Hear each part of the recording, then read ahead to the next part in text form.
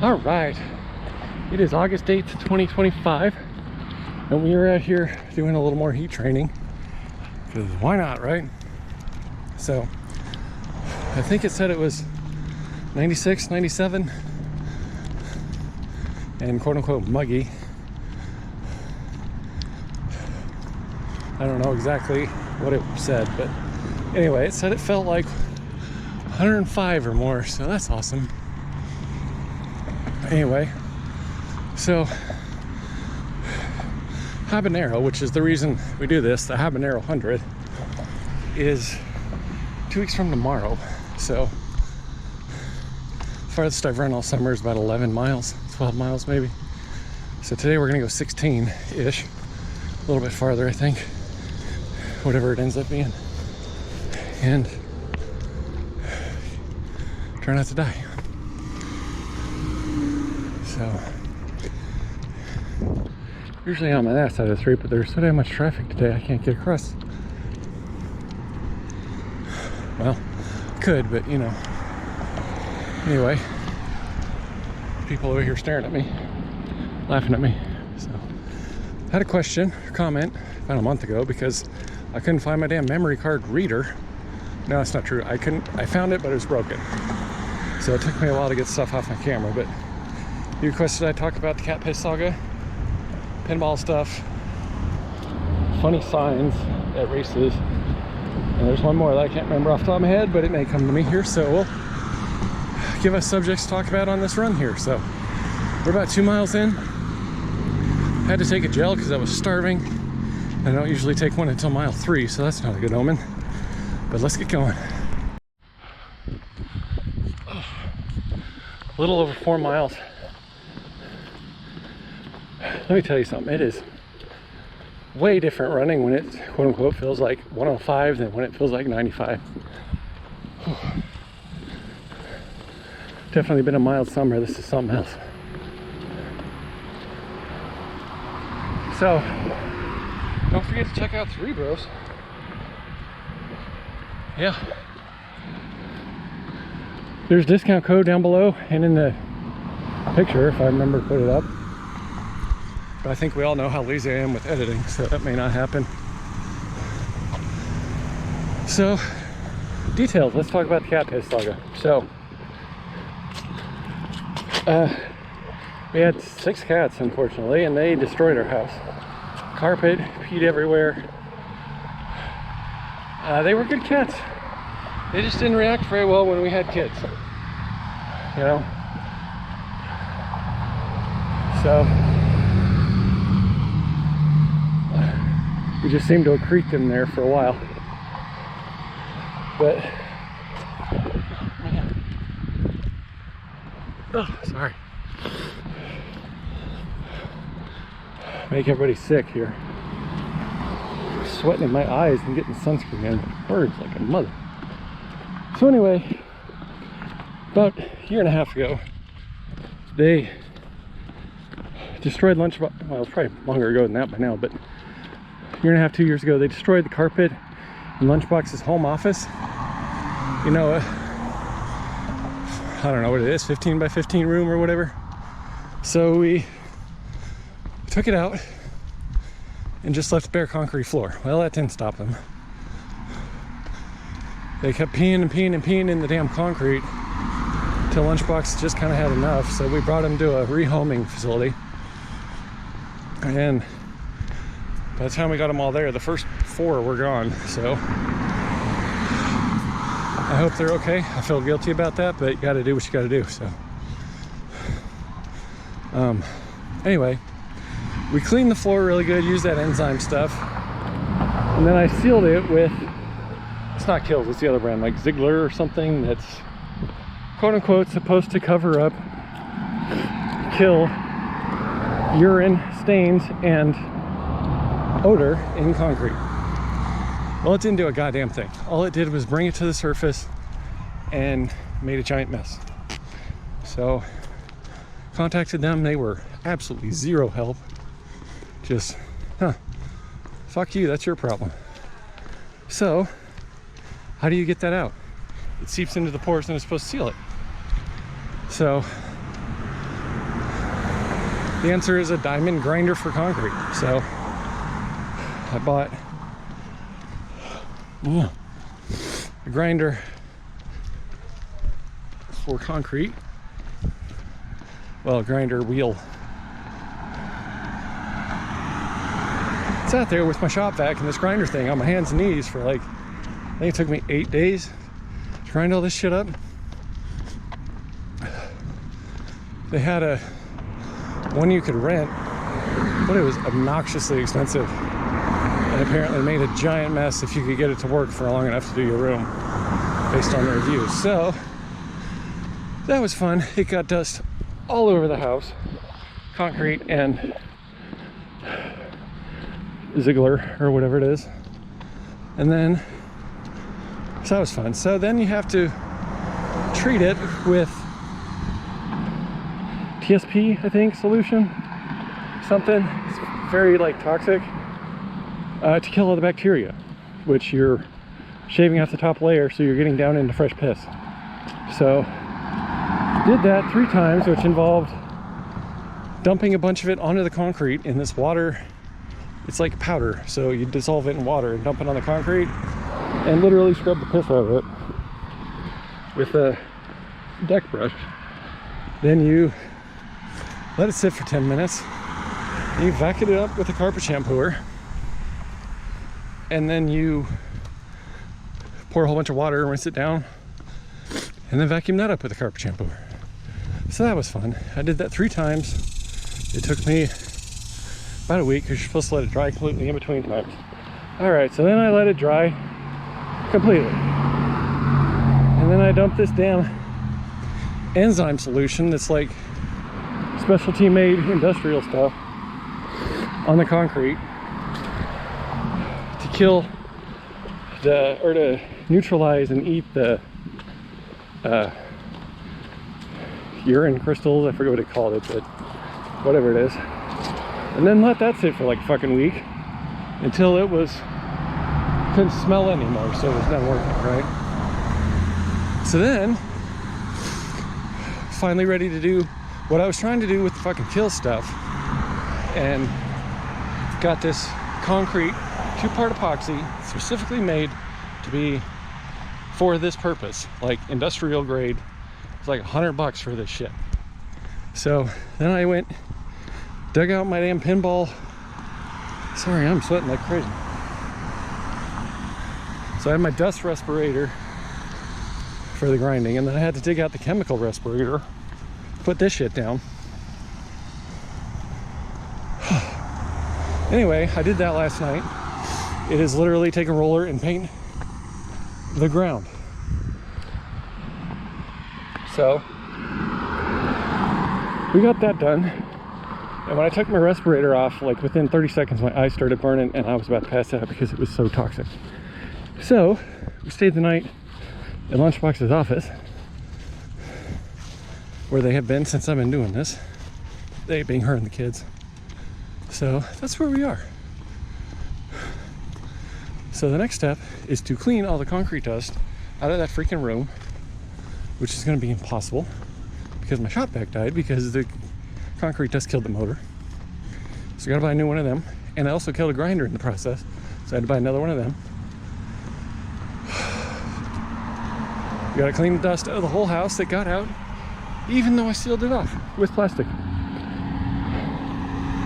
Then we put down an actual floor, then she can finally build it back out the way she wants it. So that's 7 minutes of your life you're never gonna get back. Much like the last month that I've been dicking with this stuff that I'm never gonna get back.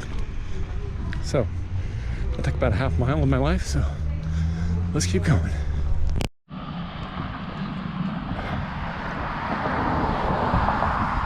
A little over 6 miles. So welcome to part 2 of the cat piss rant.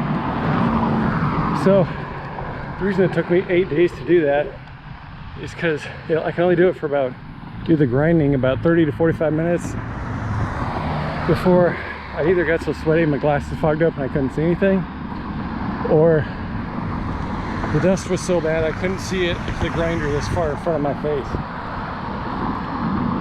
So that's fun.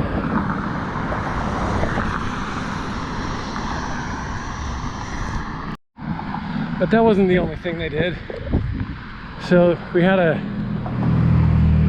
playroom, which I guess is technically the living room, but had this really nice rug that Lunchbox found on Marketplace. They pissed on that so much it was dripping when I picked it up and threw it out. It's just awful. I think we went away for a weekend and came back and it was just drenched. They destroyed the stairs, the carpet on the stairs. They were pretty nice to my couch, which we had before kids, and then Lunchbox bought one when she got pregnant to Couch Whale, which they kind of clawed the shit out of it. Upstairs, they destroyed the carpet going into all the bedrooms and theater room.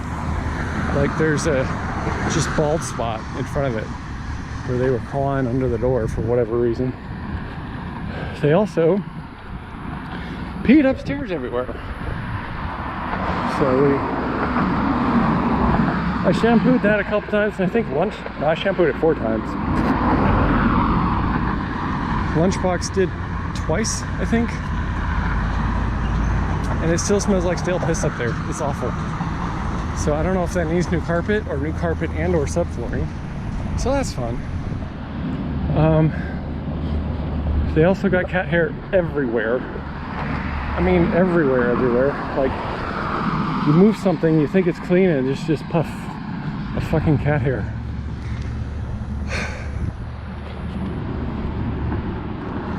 The youngest one was the only one that was ever aggressive towards the children, but he grew out of that. He was a kitten and he was playing with his claws, if you know what I mean. He wasn't being malicious. So, which we found him under the hood of a truck that they had at work. I went to borrow it one weekend and we heard meowing. Open the hood and there's this damn kitten, like 3 or 4 week old kitten under there. So Lunchbox grabbed it and we were gonna adopt it out, but he just never left 3 years later.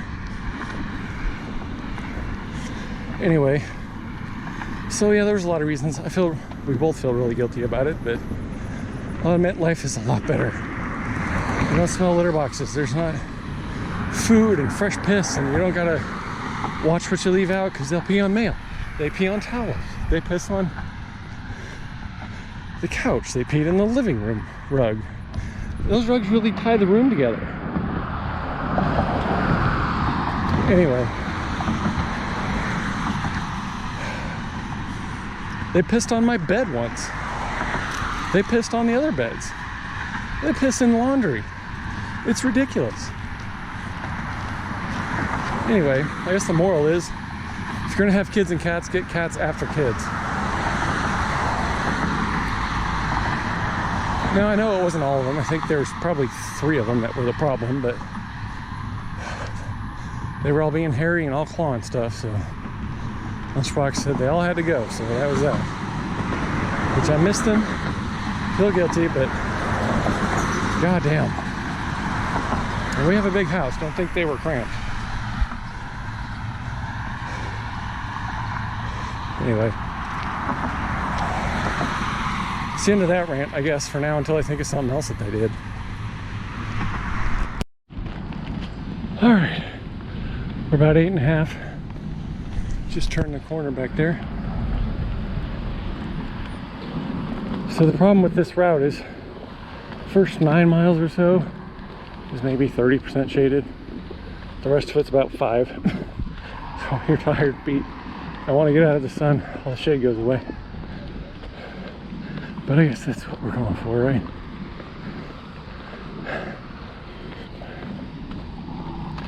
Anyway, pinball saga, right? So if you really want to keep up with my pinball and Lego, for that matter, progress or lack thereof, check out my other channel. Oh gosh. MRN Bricks. Good Lord, people, I'm trying to talk. MRN bricks as in Mario's Right Nuts bricks, or the Legos.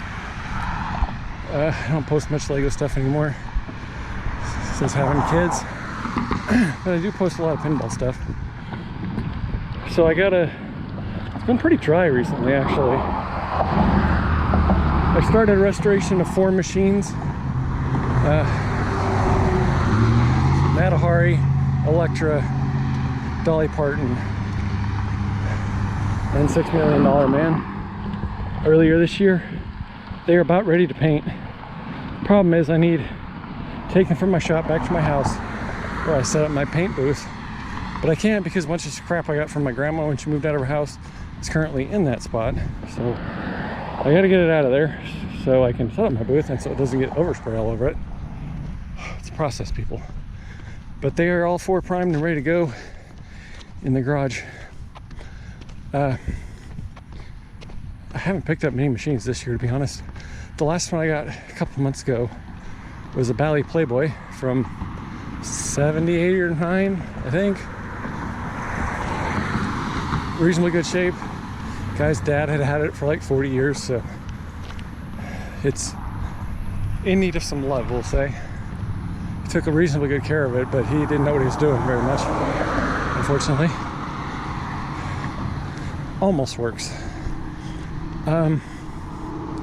Tomorrow, actually, I'm going to pick up a, I think, 1948 Manhattan, which is an old wood rail. It's pretty cool. And I'm also picking up a 63, I think, Vagabond for a friend who lives in Austin. And then I'll get a smattering of other things, like they have a Gottlieb Close Encounters playfield that's populated but doesn't have the wires on it. Someone must have been in the process of restoring it. I get the idea that this is her parents' stuff, and they either moved out or are no longer with us. So, oh well. She's got 2 more. Chicago Coin Hollywood, I think, and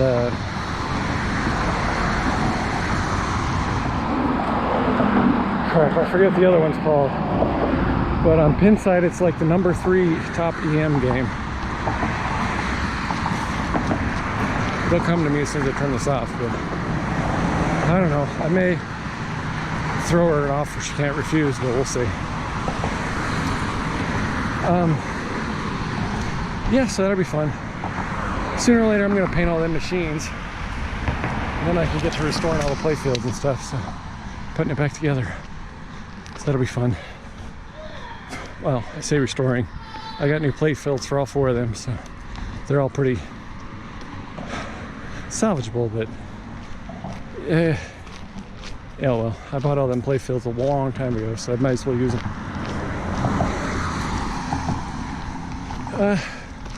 Yeah, really, check out the MRN Bricks channel if you want to know more, because I post a lot there.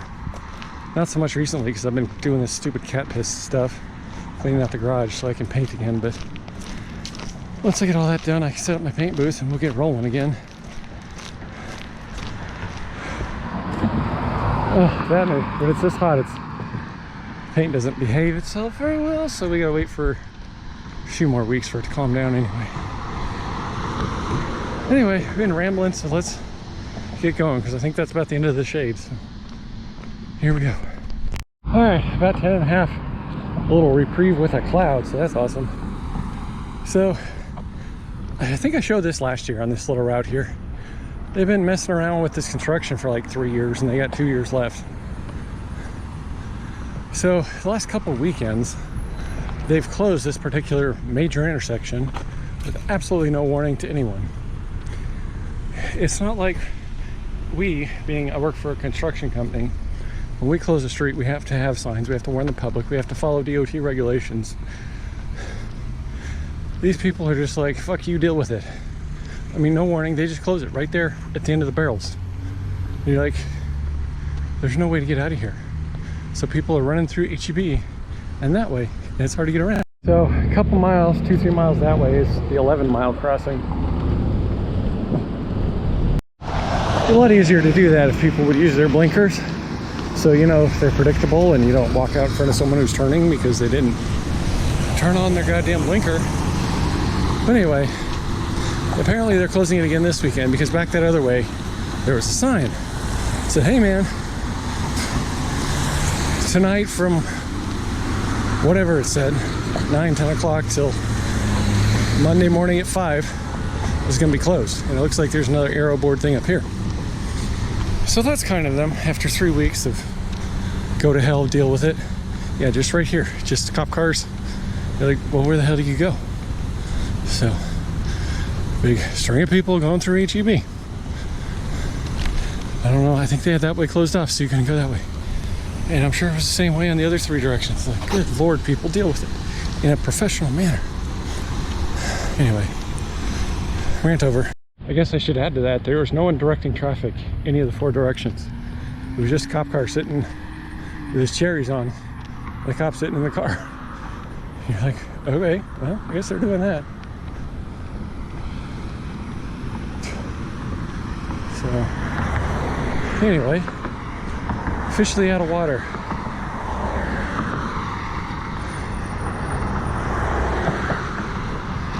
Assuming it's still on, there's a drinking fountain up here about half a mile. So hopefully that is. If not, there should be another one in about 1.5 miles. So we'll see about that. All right, we're 12.5 or so. Filled my water up, a bladder in my 2 bottles. Actually, I filled the 2 bottles up a mile ago, drank them all, filled them all up again there. But there's like an event center for this neighborhood right there. And there's a party, like a very formal party going on right there. I'm like all sweaty, gross. And they have velvet rope service and suit and tie. So I don't know if it's graduation or wedding reception or what, but there was also a open bar and a cop. So at least they did that. What's the other thing? Oh, right. I was supposed to talk about funny race signs. So most people will Google it, or they'll do one that they saw at a race. Like, keep going, you can do it, or all this for a free banana, or don't trust that fart, or, you know, you can do it. Like, everyone's encouraging, right? But if you think about it, only 50% of people actually, good Lord, respond to positive reinforcement. Some of them need a, come on you pussy, get going. I fall within that category. I've never seen a race sign that says, give up now, or you're not gonna make it, or all this, and like, why? Or running socks. I mean, that's my mantra. Everybody knows that. That's what I put on my race bibs. I mean, there's the occasional funny one, but I don't know. I got most of my funny race stories are Lunchbox stories. She tells them better than I do, but back when we were hot and heavy into it, she was trying really hard to keep up with me and didn't have time to train because she was, like, you know, in law school. So she tried a whole bunch of different fueling strategies. The one I remember most was she decided she was going to use dates to run a, I forget if it was a half marathon or a full marathon. Well, I mean, you can imagine all that fiber during a race, what happened to her. So she had fun with that.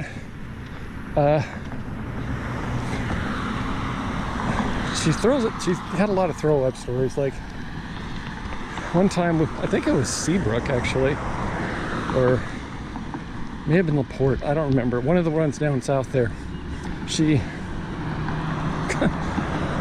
ate an entire, well, we on the way home ate an entire can of Pringles.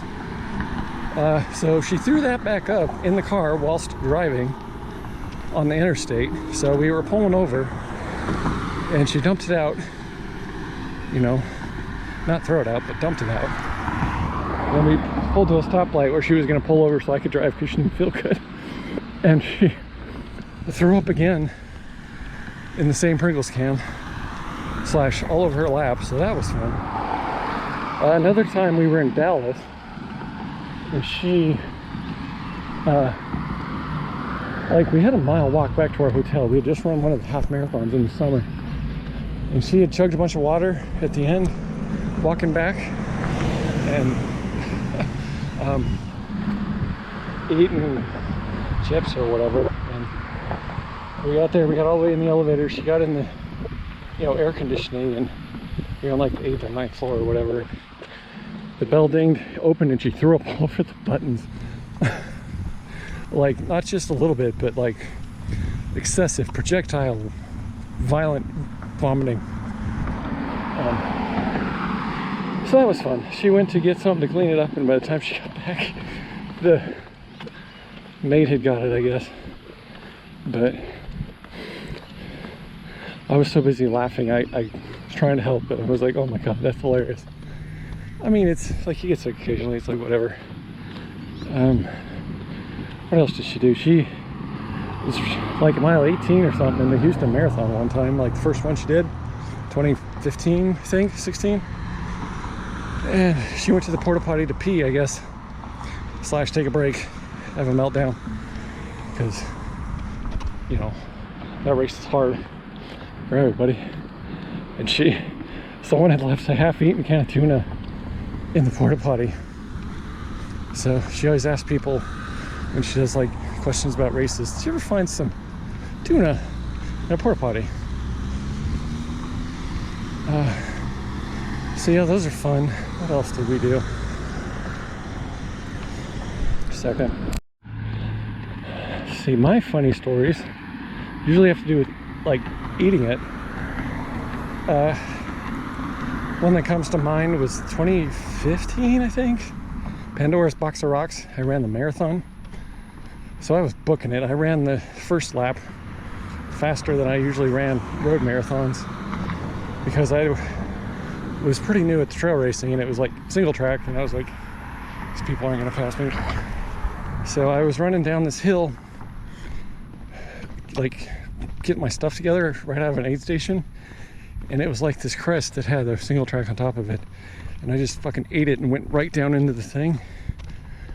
So that was when I was carrying 2 like Camelback water bottles full of Go Juice, and I lost one of them, and someone must have picked it up, because in my second loop I looked for it and I couldn't find it, but I didn't notice for quite a while until I got to the second loop. I'm like, oh god, I'm out of stuff. So slowed way down,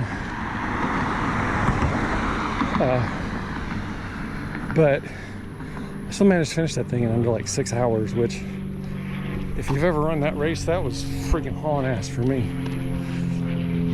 But I did have a lot of say body fluids all over my knees and lower legs. It didn't look very good.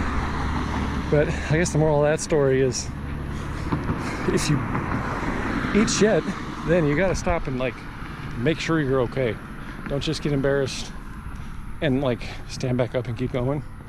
Make sure you got all your stuff. Make sure you haven't hurt yourself. Make sure you don't have like a bone sticking out, because the adrenaline will be going, especially if people are watching you. If you watch, I've seen people fall right in front of me and they'll just pop right back up, like beat red embarrassed face, and keep going. Like, dude, you dropped your phone, or your freaking skin is there and you're bleeding all over everything. So everybody falls, just take a minute and assess the situation. What else? 13. Very slow 13. So I don't know, I'll think about it if I come up with any more stories. But if you throw up a lot at races and you're done at the end, you're still throwing up, get you a Mexican Coke. Sip on that and you'll be right as rain by the time you finish it. I guess a real Coke or a regular Coke will be all right, but that one with that real sugar will perk you right back up. So, anyway.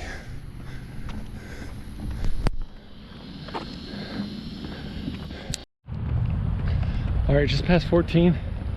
May or may not have got caught peeing in there by a bicyclist who stopped and waited for me to finish. So that was interesting.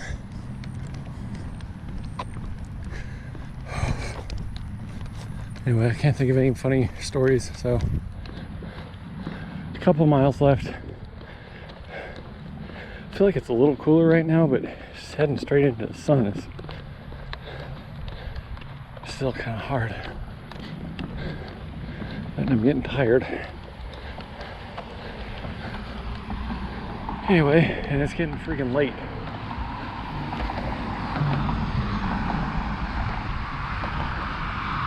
Anyway, bust out a couple more miles here, be done. So welcome to Sweat Cam here. It's not better at all. So the sun has gone behind the clouds there for 5 minutes or so, maybe 10, I don't know. But looking at my heart rate, it's gone down about 15 beats a minute for the same pace, if not a little faster, just because the sun's down or gone. So I guess that's that. If I wasn't so close and so tired, I'd probably run a little bit, but whatever. Yeah, around 15, I guess. So, you know, when the sun's out, my heart rate's about 150. Right now it's about 132. Between 16 and 16:30 a mile, just walking.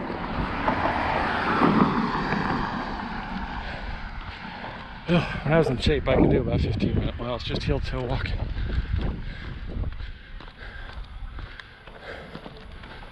So, it's not so bad. Almost there. Well, almost there. Probably another mile and a half, or I can't remember. I haven't gone this way in about a year.